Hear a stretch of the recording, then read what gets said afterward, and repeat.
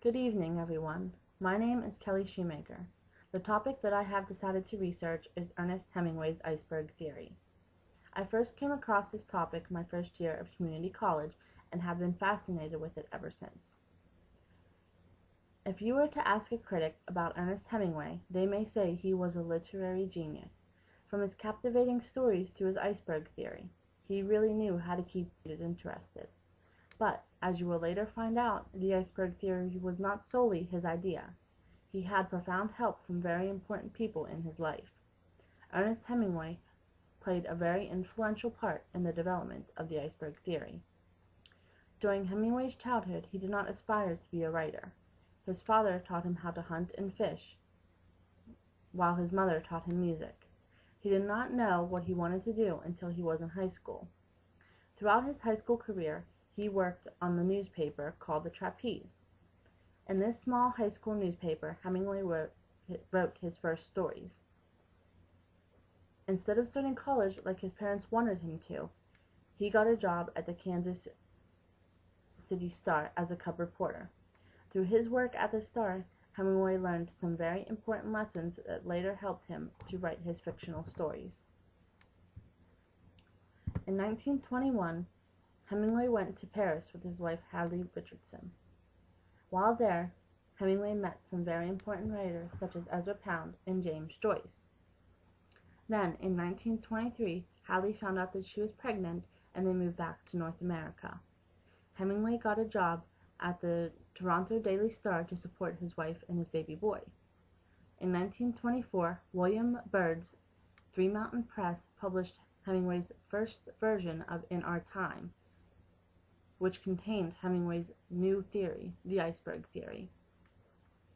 In Hinkle's article, he explains what the Iceberg Theory is.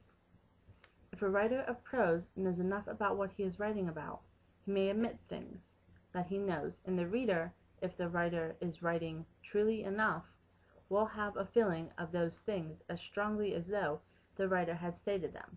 The dignity of movement of an iceberg is due to only 1/8 of it being above water. Some critics say that the first person to create the Iceberg Theory was Ernest Hemingway. Others say that the idea was Fraud and Augustin Rodin's, but that Hemingway did not necessarily get the idea from them. Kim Moreland's article on the Iceberg Theory states that although the Iceberg Theory was not necessarily Hemingway's idea, he was a major contributor to the development and modification of the theory over time. She also states that Cather could have contributed to Hemingway's theory because in some of her works that he read, she included the theory of admission. Moreland then goes on to state in her article that Hemingway's wife, Hadley, could have also contributed to this theory of admission. A very important person in Hemingway's life was Sherwood Anderson. Anderson was Hemingway's mentor, who helped him write his first novels. Over the years, Hemingway and Sherwood Anderson became very close and they shared their works with each other. Then, one day, Hemingway decided to turn on Anderson and publish a story modeled after Anderson's own work.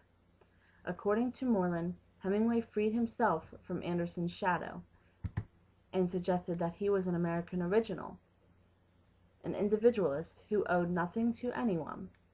His claims for his Iceberg Theory he remembered as being new, despite its cultural currency.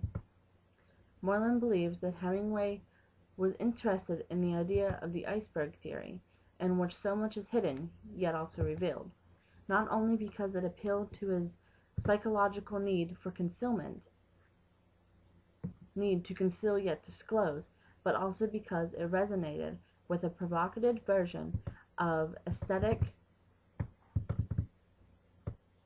omission, concealment, and disclosure that he discovered only a few short months before in one of Sherwood Anderson's stories, Winesburg, Ohio. In 1924, Hemingway's first use of the Iceberg Theory was put into circulation in his story In Our Time. It is safe to say that all of Hemingway's stories contain the theory of admission.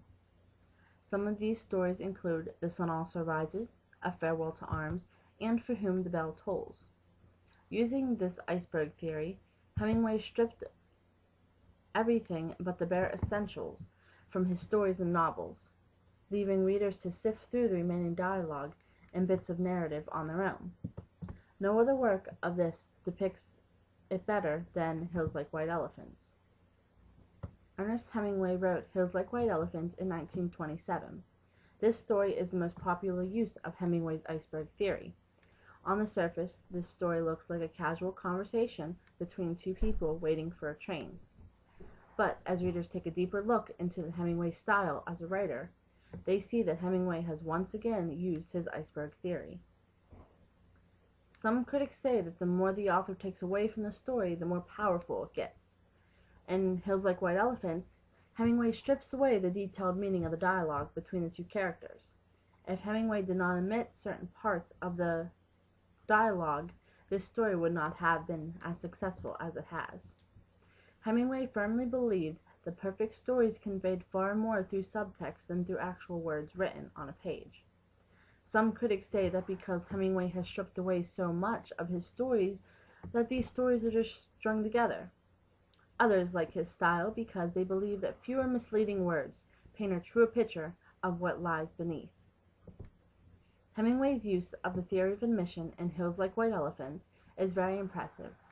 Hills Like White Elephants, in the book by Ann Charters, is about an American and a girl named Jig.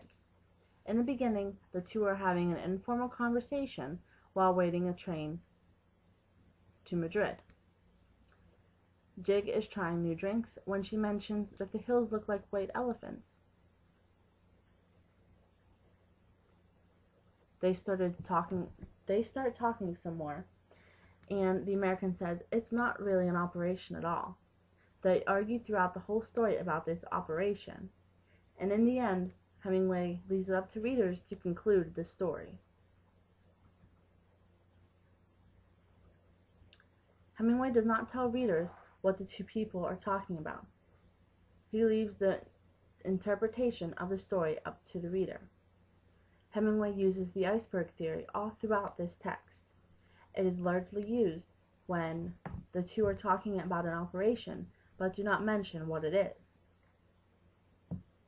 After further reading and research, readers find out that the operation is really an abortion. They weigh the pros and cons of having a child or keeping the lifestyle that they currently have. Which, then again, at the end, Hemingway leaves the interpretation of the story up to the readers and does not conclude the story for us. Hemingway does not tell readers a lot about this story because he thinks that they already know what he is talking about when he mentions the white elephant. By definition, a white elephant is a largely useless object that is expensive to own, such as a baby.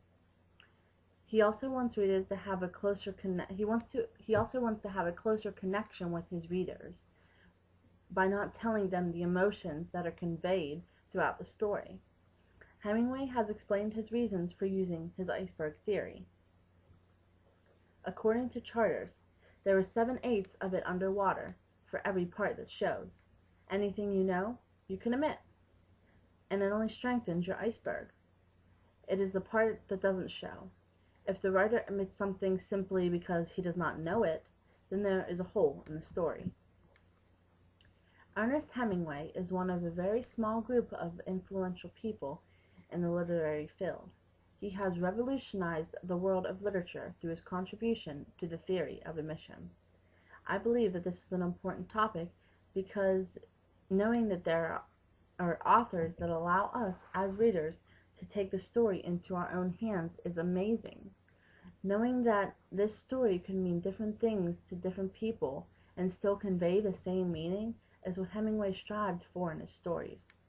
Although we may never truly know the real origin of the theory of admission, it is safe to say that Ernest Hemingway was a major contributor to this theory. This is Ernest Hemingway's iceberg theory. Does anyone have any questions?